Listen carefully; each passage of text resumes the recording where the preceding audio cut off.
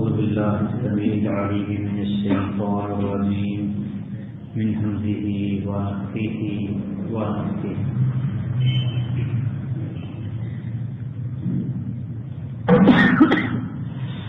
يا أيها الذين آمنوا لا تقربوا الصلاة وأنتم سكارى حتى تعلموا ما تقولون ولا جنبا إلا عابري سبيل حتى تغتسلوا وإن كنتم مرضى أو على سفر أو جاء أحد منكم من الغائط أو لامستم النساء فلم تجدوا ماء فتيمموا صعيدا طيبا فامسحوا بوجوهكم وأيديكم إن الله كان عفوا غفورا.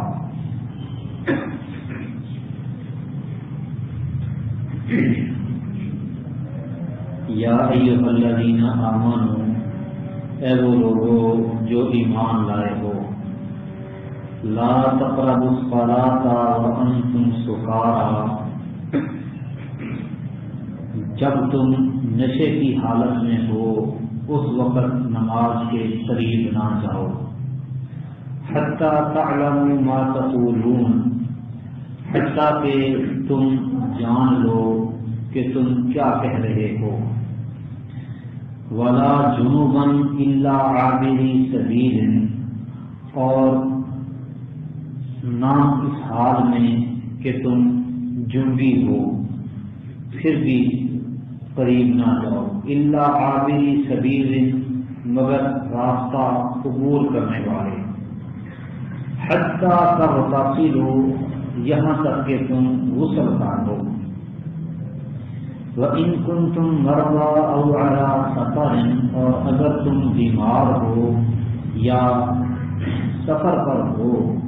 أَوْ جَاءَ أَحَدٌ مِّنكُم مِّنَ الْغَائِطِ أَوْ لَامَسْتُمُ النِّسَاءَ، یا تم میں سے کوئی قضائے حاجت سے آیا ہے یا تم نے بیویوں سے صحبت کی ہے.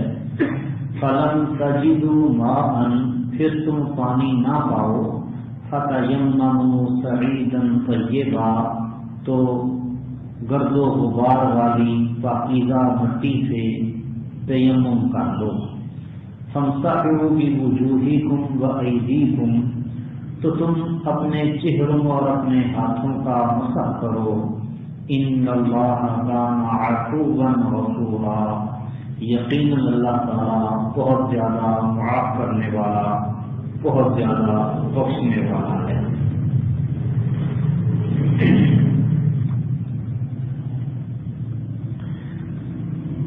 شراب کی حرمت کے بارے میں سب سے پہلے اللہ سبحانہ و تعالی نے جو آیت نازل کی اس میں یہ تھا کہ شراب اس کے اندر فائدہ ہے اور اس کے اندر نقصان بھی ہے، لیکن نقصان فائدے کی نسبت زیادہ ہے. اسمہما اکبر من نفعہما، ان کا گناہ فائدے کی نسبت زیادہ ہے. پھر شراب اور جوے کے گناہ کو اللہ تعالیٰ نے نفع کی نسبت بڑا قرار دینے کے بعد ابھی حرمت مکمل طور پر نہیں ہوئی، صرف ایک نفرت دلائی ہے تاکہ لوگ یہ سمجھیں کہ گناہ زیادہ ہے فائدہ تھوڑا ہے، تو تھوڑے فائدے کی خاطر زیادہ گناہ بندہ کیوں حاصل کر لے. اس لیے وہ اسے بچنے کی ایک قسم کی ترغیب تھی اس میں.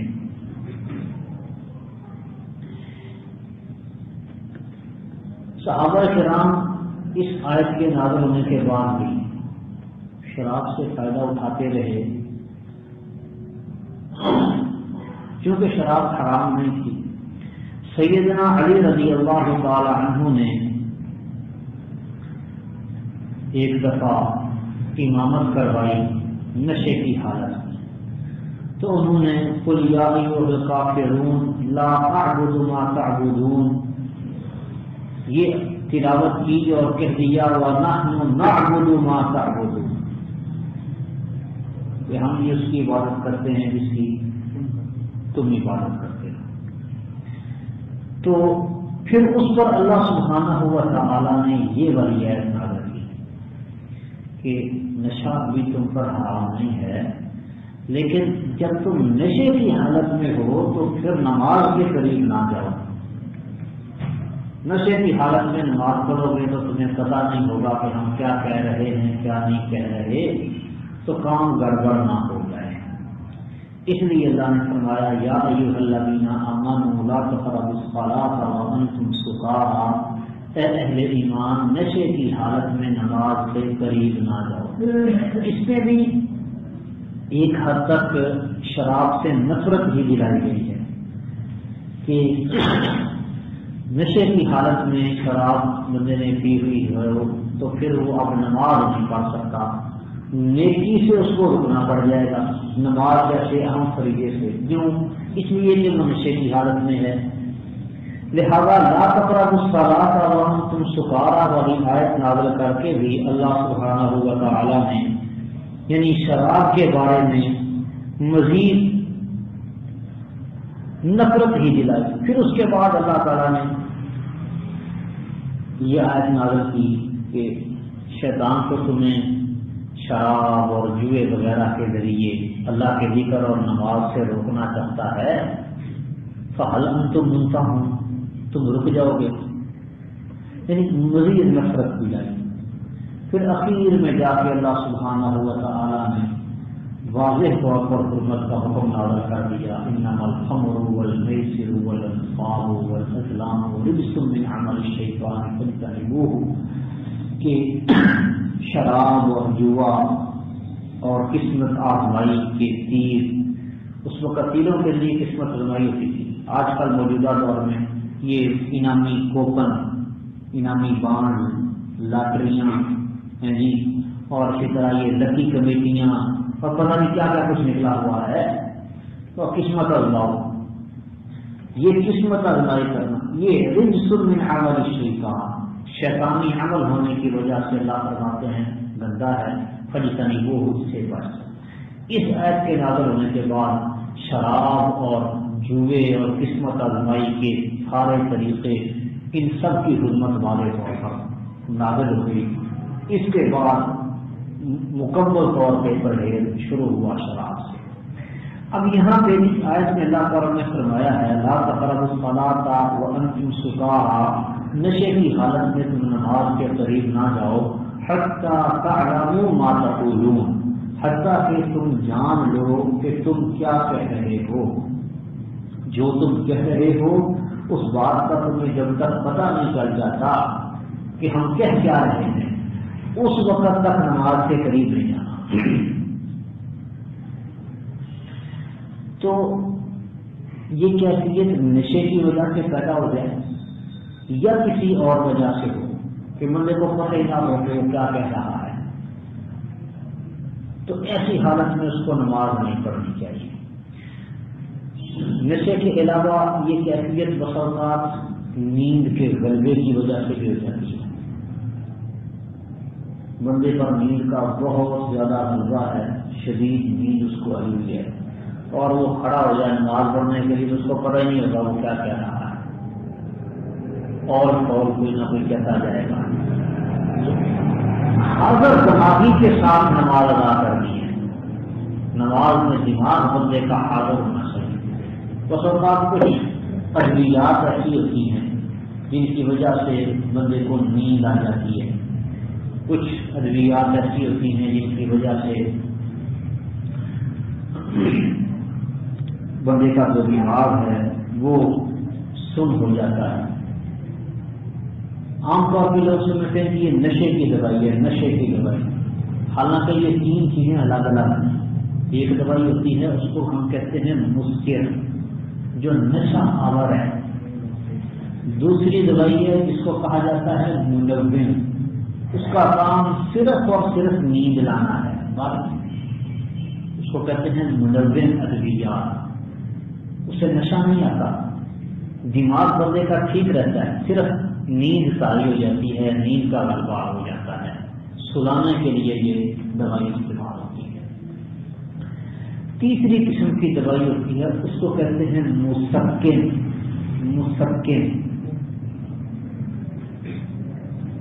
اس کیٹیگری میں سن کرنے والی ادویات دی آ جاتی ہیں، اور اسی طرح وہ دوائیاں بھی جن سے حرام مغز کو مکمل طور پہ سکون دے دیا جاتا ہے، بندہ سوتا نہیں.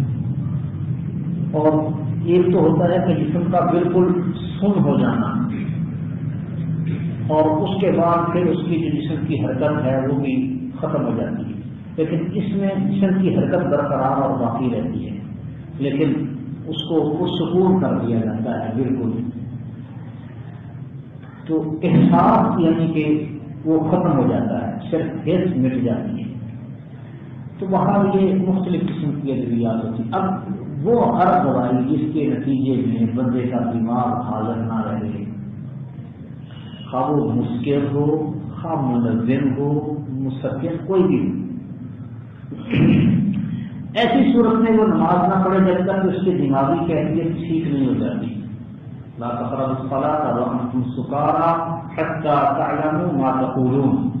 اس وقت تک نماز کے قریب نہ جاؤ جب تک جو تم کہہ رہے ہو اس کے بارے میں تمہیں پتہ نہ ہو. حاضر دماغی کے ساتھ نماز ہو.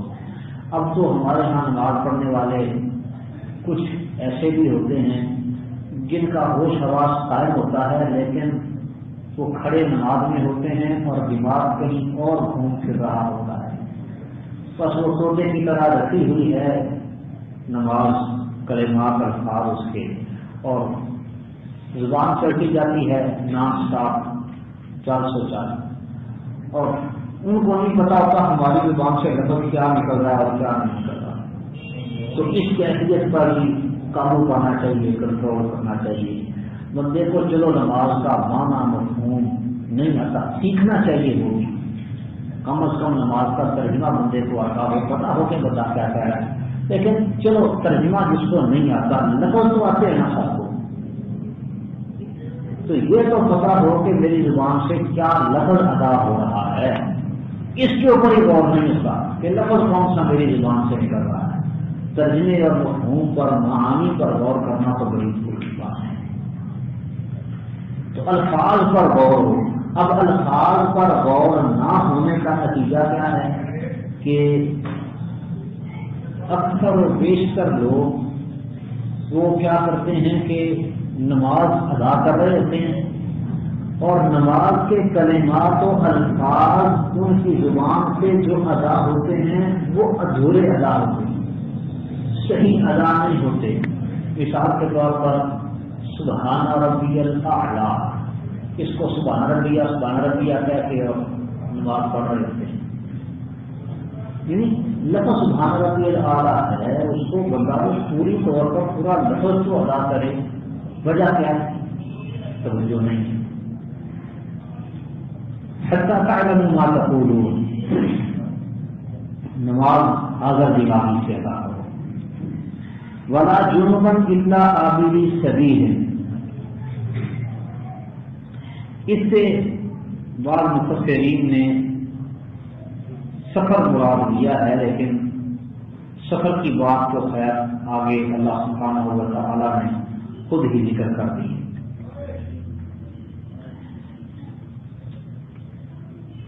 تو اس کا درست معنی یہ ہے کہ ولا جنوبا، جنوبی آدمی نماز کے قریب یعنی نماز کی جگہ پر نہ جائے.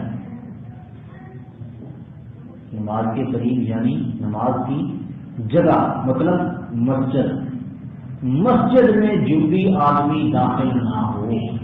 الا عابری سبیل، ہاں کوئی راہ عبور کرنے والا ہے تو وہ ٹھیک ہے گزر سکتا. مثلا راستہ مسجد کے اندر سے ہو کے گزرتا ہے، یا ایک آدمی ہے وہ مسجد میں سویا، مثلا جیسے مرتکعین ہوتے ہیں، اختلاف ہو گیا، بندہ جنوبی ہو گیا.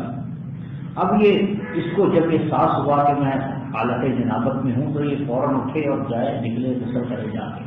عابری سبیل. تو جنبی آدمی کا مسجد میں داخل ہونا یہ منع ہے.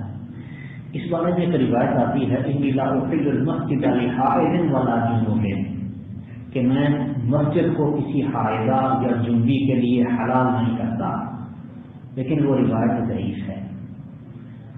معنی مفہوم اس آیت سے ثابت ہو جاتا ہے. کہا جا رہا ہے ولا جنوبا الا عابری سبیل، مسجد میں کسی کو کوئی کام ہو، کام کی غرض سے جہالت جنابت میں بھی داخل ہو اور فوراً نکل جائے.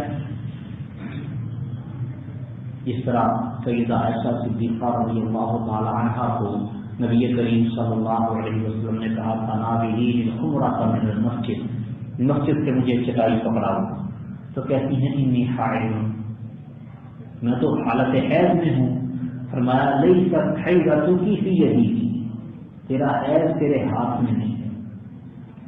مسجد گئی اور انہوں نے چٹائی اٹھائی اور نبی کریم صلی اللہ علیہ وسلم کو پیش کیا.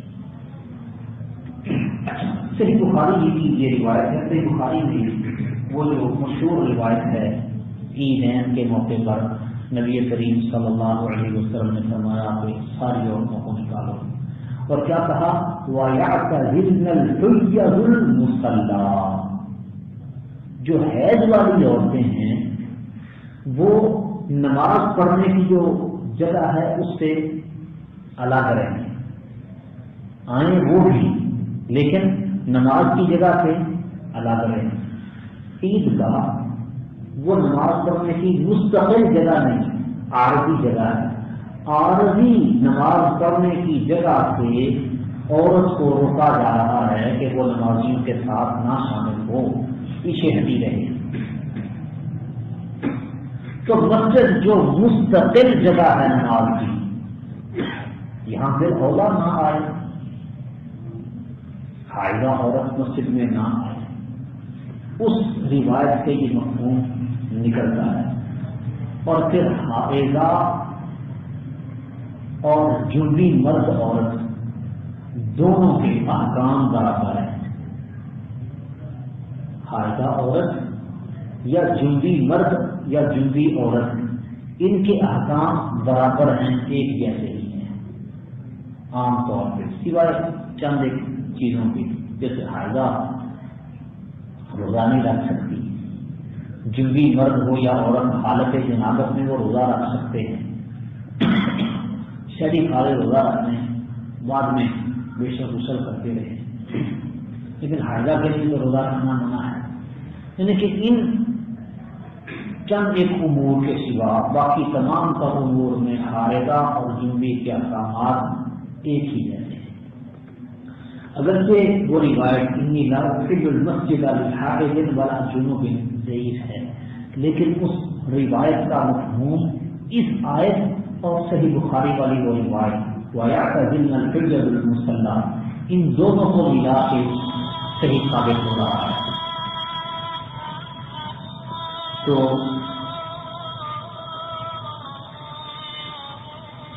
یہ جو معاملہ ہے حائضہ اور جنبی کے حوالے سے، اس میں ایک فرق سمجھنے کی ضرورت ہے. وہ یہ ہے کہ کہا جا رہا ہے عورتیں نماز پڑھنے کی جگہ سے الگ رہیں حیض والی، لیکن اس کے باوجود ان کو بلایا کہاں جا رہا ہے؟ عیدگاہ میں. عیدگاہ میں ہی ان کو بلایا جا رہا ہے. اور کیا کہا جا رہا ہے وَيَعْتَزِلْنَ الْحُجَّةُ الْمُصَلَّىٰ، آئی وہ مصلح نہیں ہے لیکن ان کو مصلح سے جدا رہنے کا بھی کہا جا رہا ہے، بلایا بھی وہاں پہ جا رہا ہے. اس کا معنی مفہوم یہ ہے کہ عیدگاہ کے لیے آپ نے ایک پنڈال تیار کیا ہے نماز عید ادا کرنے کے لیے، وہ سارے کا سارا آپ نے اس کو درجہ عیدگاہ کا دیا ہے پورے پنڈال کو جہاں پہ عید کی نماز ادا کرنے کا بندوبست ہے. اب اس میں کچھ جگہ وہ ہوگی جہاں پر نماز پڑھنے والی خواتین کی صفیں ہیں نماز میں، اور کچھ جگہ جو باقی رہ جائے گی، وہ جتنی بھی رہ جائے کیونکہ وہ مستقل اس کی حد بندی نہیں ہے کہ اتنی جگہ نماز پڑھنے کے لیے ہے اور اتنی نہیں، مستقل حد بندی نہیں ہے، وہ تو ایک اندازے سے ایک پنڈال تیار کیا گیا پارک میں یا سکول یا کسی بھی گراؤنڈ میں کھلی جگہ پر آپ نے بندوبست کر لی. اب جتنا مجمع وہاں پہ آ جائے گا اتنی سطح بن جائیں گی. تو اب ان کو بلایا اسی مرکز اسی عیدگاہ پنڈال کی طرف جا رہا ہے کہ وہ وہاں پہ پہنچے، وہاں پہ آئیں، اور پھر وہاں پہ آنے کے بعد جب نماز پڑھنے والی عورتیں وہ نماز پڑھنے کے لیے صف بندی کریں گی، جہاں تک ان کی صف بندی ہو گئی ٹھیک، اس کے بعد جو باقی جگہ بچ جاتی ہے وہ وہاں پہ بیٹھی جائیں، کیونکہ نماز انہوں نے ادا نہیں کرنی، مسلمانوں کی دعوت میں ان کی دعا میں شریک ہونے کے لیے آئی ہے، تو وہ وہاں پہ پیچھے بیٹھ گئے. کچھ لوگوں نے یہ سمجھا ہے کہ ایسی عورتوں کے لیے عیدگاہ میں ایک الگ سے ہی بندوبست کیا جائے، الگ ہی جگہ بنائی جائے، الگ بنانے کی ضرورت ہے. عورتوں کا جو پنڈال ہے اسی کے اندر اپنے آپ تقسیم ہو جائے، یہ مانا ہے یا فرمایا کہ جنبی وہ بھی مسجد میں داخل نہ ہو حتیٰ کہ تم غسل کر دو. وَإِن كُنتُم مَّرْضَىٰ أَوْ عَلَىٰ سَفَرٍ أَوْ جَاءَ أَحَدٌ مِّنكُم مِّنَ الْغَائِطِ أَوْ لَامَسْتُمُ النِّسَاءَ فَلَمْ تَجِدُوا مَاءً. اور اگر تم بیمار ہو یا سفر پر ہو یا تم میں سے کوئی قدر حاجت کر کے آیا یا عورتوں کو تم نے چھوا یا ان سے صحبت کی ہے اور پانی تمہیں نہیں ملا، حکم یہ ہے کہ حالت جنابت میں اس وقت تک تم نے نماز کے قریب نہیں جانا، مسجدوں کے قریب نہیں جانا، حتیٰ کہ تم غسل کر دو. اب غسل کرنا ہے لیکن پانی موجود نہیں، غسل کی ضرورت ہو یا وضو کی ضرورت ہو یا پانی موجود ہے لیکن بندہ بیمار ہے، بندہ بیمار ہے یا سفر پہ ہے یا قضاء حاجت کی ہے، صحبت کی ہے، اب پانی کی ضرورت ہے وضو یا غسل کے لیے اور پانی موجود نہیں، ان چاروں صورتوں میں فَتَيَمَّمُوا صَعِيدًا طَيِّبًا، سعید طیب سے تم تیمم کر لو. سعید کہتے ہیں اس مٹی کو جو گرد کے اندر ہوتی ہے، گرد و غبار والی مٹی جو آپ کو ہر جگہ پہ دستیاب ہو جاتی ہے. آپ صفائی کر کے ہٹیں اور تھوڑی دیر بعد دیکھیں تو کٹنگ پہ پھر وہی مٹی جمع ہو جاتی ہے، اڑ رہی ہوتی نا، اڑ جاتی ہے، پھر وہ آ کے بیٹھ جاتی ہے، پھر اس کو آپ بعد میں صاف کرتے ہیں. اور اگر کوئی چند دن تک دیواریں صاف نہ کی جائیں تو دیوار پہ بندہ ہاتھ پھیرے تو پھر بھی بڑی ساری مٹی ہاتھ کو لگ جاتی ہے. یہ ہے سعید، گرد و غبار والی مٹی. اس گرد و غبار والی مٹی سے تیمم کرنا. کچھ لوگوں کو دیکھا گیا وہ کیا کرتے ہیں کہ تیمم کرنے کے لیے وہ مٹی کے ڈھیلے وہ رکھ لیتے ہیں، وہ سعید نہیں ہے، تراب ہے لیکن سعید نہیں، مٹی ہے لیکن گرد نہیں. سعید اس مٹی کو کہا جاتا ہے جو اوپر کو اٹھتی ہے، اوپر چڑھ جاتی ہے، گرد بن کے اٹھتی ہے، وہ سعید کہلاتی ہے. تو اگر کبھی مطلب ہے کہ اس کی ضرورت ہو کسی کے لیے تو اس کو جمع کرنے کے لیے کوئی زیادہ وقت نہیں لگتا. مثال کے طور پہ وہ گھر میں جھاڑو پھیر دیا جائے تو بڑی گرد والی مٹی جمع ہو جاتی ہے، یا وہ ویکیوم کلینر سے آپ کلین صاف کرتے ہیں، یہ ساری اندر سے ڈسٹ ہی نکلتی ہے گرد. تو اگر کسی مریض کو اس طرح پیش کرنی ہے تو یہ ڈسٹ تلاش کرنا کوئی مشکل نہیں ہے، یہ بڑی آسانی سے دستیاب ہو جاتی ہے. لیکن وہ جو ڈھیلے ہے نا، ڈھیلے وہ اور چیز ہے، اس کے اوپر لمبے شدید نہیں بولا جاتا. فَتَيَمَّمُوا صَعِيدًا طَيِّبًا فَامْسَحُوا بِوُجُوهِكُمْ وَأَيْدِيكُمْ.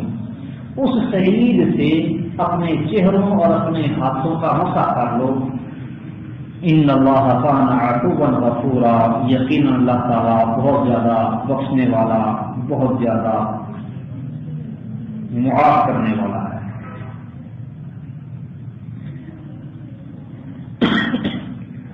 الم تر الی الذین اوتوا نصیبا من الکتاب،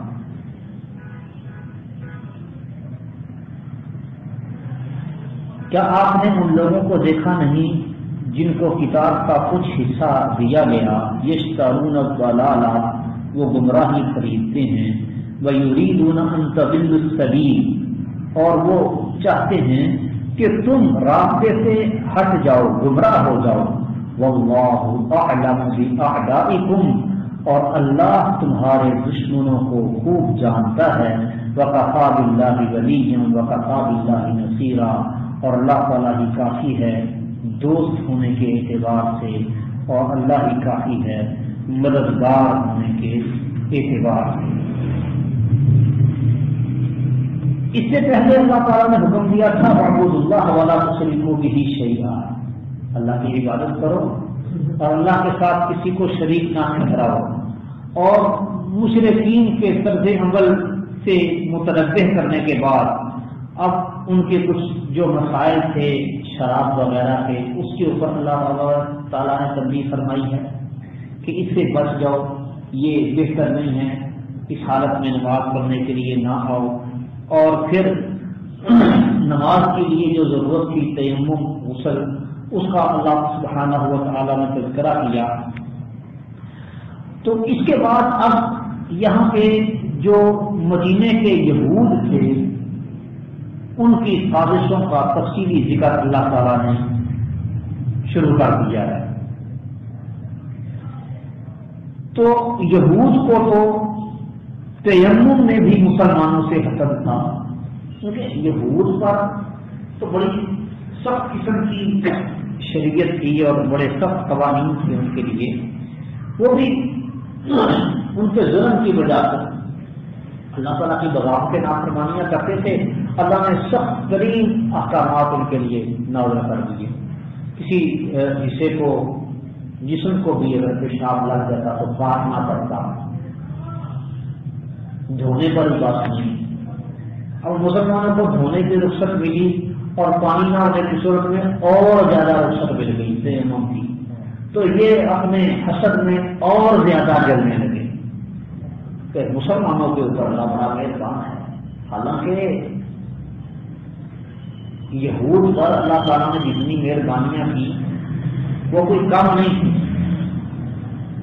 کھانا پینا پکایا، من و سلوا، جی پکڑو اور کھاؤ۔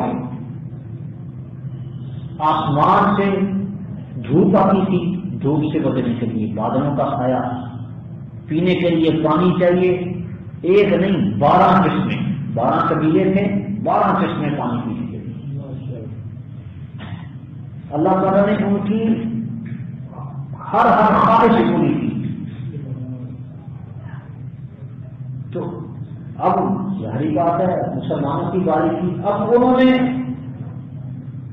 اللہ سبحانہ و تعالیٰ کی نعمتوں سے حد اٹھانے کے باوجود کفران نعمت کیا، پھر ان پر احکامات سخت نازل ہونا شروع ہو گیا، کئی حلال چیزیں ان پر حرام کر دی گئی۔ تو اب مسلمانوں کے لیے جو سہولیات نازل ہوتی اس سے بھی لوگ بڑے پریشان ہوتے، یہ حسد میں جل جاتے۔ اسی حسد کی وجہ سے وہ خود مسلمان نہیں ہوتے تھے بلکہ چاہتے تھے کہ مسلمان بھی کافر ہو جائیں، جیسے کہ سورہ بقرہ میں اللہ تعالیٰ نے فرمایا ہے کہ وَدَّ كَثِيرٌ مِّنْ أَهْلِ الْكِتَابِ، اہل کتاب میں سے بہت زیادہ لوگ یہ چاہتے ہیں کاش کہ وہ تمہیں تمہارے ایمان لانے کے بعد کفر کی حالت میں لوٹا دیں، حسداً مِّنْ عِندِ أَنفُسِهِمْ، صرف حسد کی وجہ سے۔ تو اس پر اللہ تعالیٰ نے تنبیہ کی ہے کہ اللہ کو تمہارے دشمنوں کا پتہ ہے، جن کو کتاب دی گئی وہ گمراہی کو خریدتے ہیں، حسد کی وجہ سے گمراہی پر اڑے ہوئے ہیں، وہ تم بھی مسلمان ہو جائے، سوچ کے تمہارے لیے بھی ہو جائیں، لیکن حسد ہے، حسد کی آگ ہے جس میں جلتے ہیں، خود بھی گمراہ ہوتے ہیں اور چاہتے ہیں کہ تم بھی گمراہ ہو جاؤ۔ اللہ کو تمہارے دشمنوں کا پتہ ہے۔ وَكَفَىٰ بِاللَّهِ وَلِيًّا وَكَفَىٰ بِاللَّهِ نَصِيرًا، اور اللہ تعالیٰ ہی کافی ہے دوست اور مددگار ہونے کے اعتبار سے۔ یعنی اللہ تعالیٰ سے اگر تم لو لگائی رکھو گے، اللہ سے تعلق جوڑی رکھو گے، تو ان کا حسد اور ان کا بغض اور ان کی دشمنیاں اور ان کی سازشیں تمہارا کچھ نہیں بگاڑ سکتی۔ وَلَا يَحِيقُ الْمَكْرُ السَّيِّئُ إِلَّا بِأَهْلِهِ، جو بھی سازشی ہوتا ہے اس کی سازشیں اسی کو ہی گھیر لیتی ہیں۔ اہل ایمان کا، اللہ پر توکل کرنے والوں کا وہ کچھ نہیں بگاڑ سکتے۔